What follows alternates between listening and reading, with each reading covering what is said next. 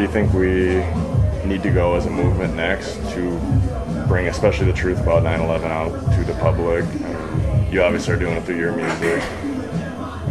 Yeah, I think that sometimes people hear messages in my music such as the cause of death, and they hear a song like Bin Laden. And I think that while Green Lantern made the hook to be as incendiary as possible, I've always stated that I never thought that George Bush was personally responsible for 9/11. I think that he's just a puppet that is used by individuals like the military-industrial complex. And I don't think that's like a left-wing conspiracy theory nut thing to say, because that has happened in the past so often with other governments and with our own government. I think whether or not people find it feasible that the American government would do this to their own people, and regardless of that issue, people can have, angry emotions about that, or they can have very adamant stances about how that is impossible. But the truth of the matter is that the majority of the American population doesn't believe the government's version of the exact things that transpired on September 11, 2001. They don't believe it, and it says a lot about the state of the nation and the amount of trust that we have in our own government. The fact that people just don't believe that they're telling the whole truth and nothing but the truth. They feel like they're leaving out specific issues that would come back to haunt them for things that they've done in the past, or partnerships that they continue to have now around the world. We talk about building democracies in the Middle East, and yet, the only democracies are what? Lebanon and Israel, that's it. Everybody else is the ultimate form of an oligarchy, a monarchy. And during the 60s and 70s, the United States and Europe was instrumental in eliminating the left wing from the Middle East. In other words, everything that resembled socialism, everything that resembled that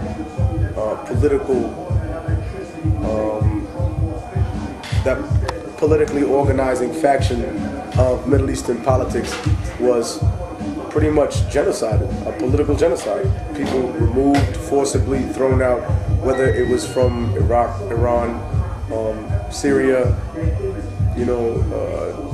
Jordan, Lebanon, Egypt, whatever it may be, Algeria. And we find that in that power vacuum is when the rise of radical Islam comes. True. The people have no other way to turn. They have their leaders that claim to be related to the Prophet Muhammad, or claim to have some sort of sanctity. The entire issue behind monarchy is that God designated someone to rule. God deemed that this family line would control the lives of all these other people.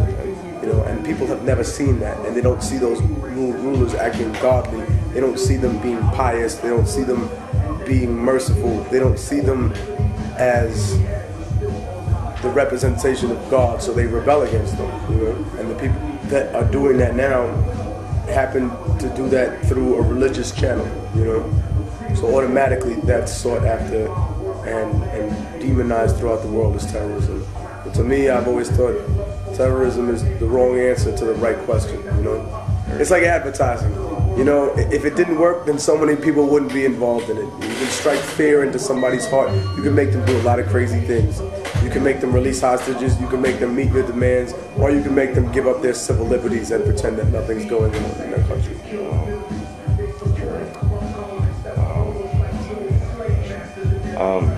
I guess a lot of people don't. I see it as, do you think that maybe, and it's not saying just our government did it, but 9/11 was used and everything since invading, occupying forces like Iraq, Afghanistan, possibly Iran now, that maybe as America we are being set up right now to be the bad guy?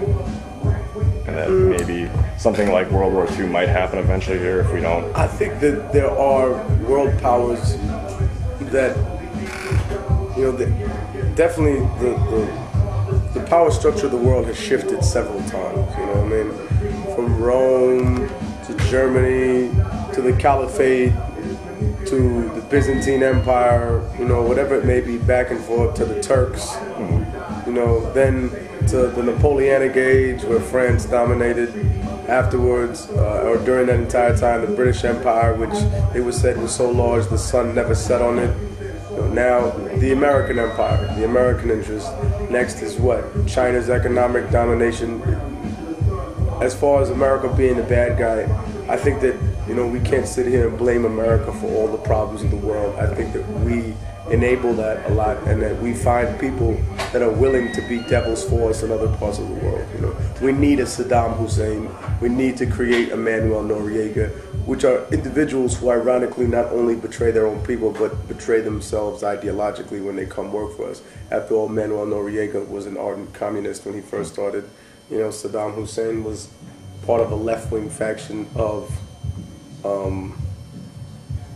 military officers until he realized, hey, there ain't no money in this. There's money with America, there's money with the CIA, there's money making war with Iran. You know what I mean?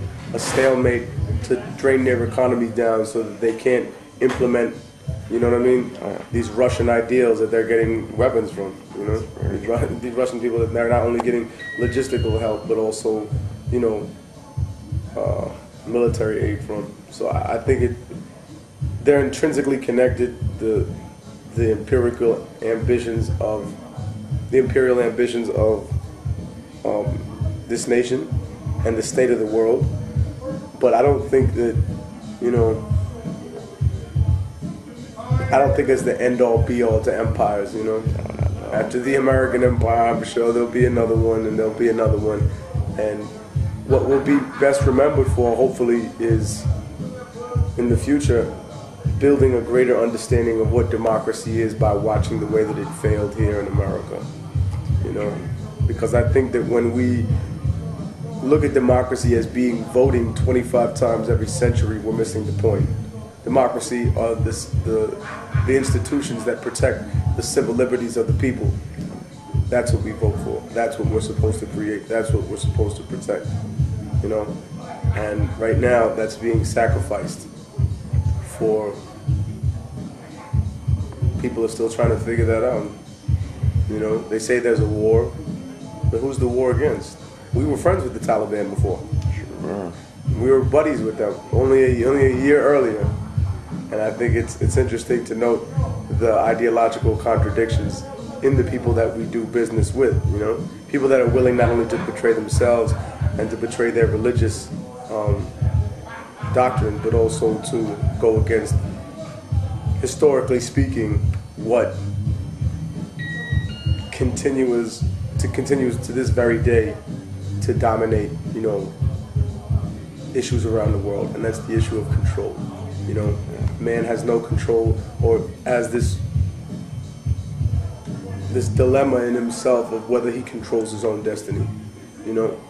If he does all these things, if God exists, then doesn't the mind of God provide for infinite amounts of endings to whatever we do based on the small, tiny, almost insignificant choices that we make every single day that exponentially send out ripples in time to create, new possibilities? I mean, then what choices is everything that we make already pre-written and put down in some way, shape, or form, and to overcompensate for not understanding whether we have that direct choice, whether it is truly our destiny that we decide, or if our destiny's already been preordained.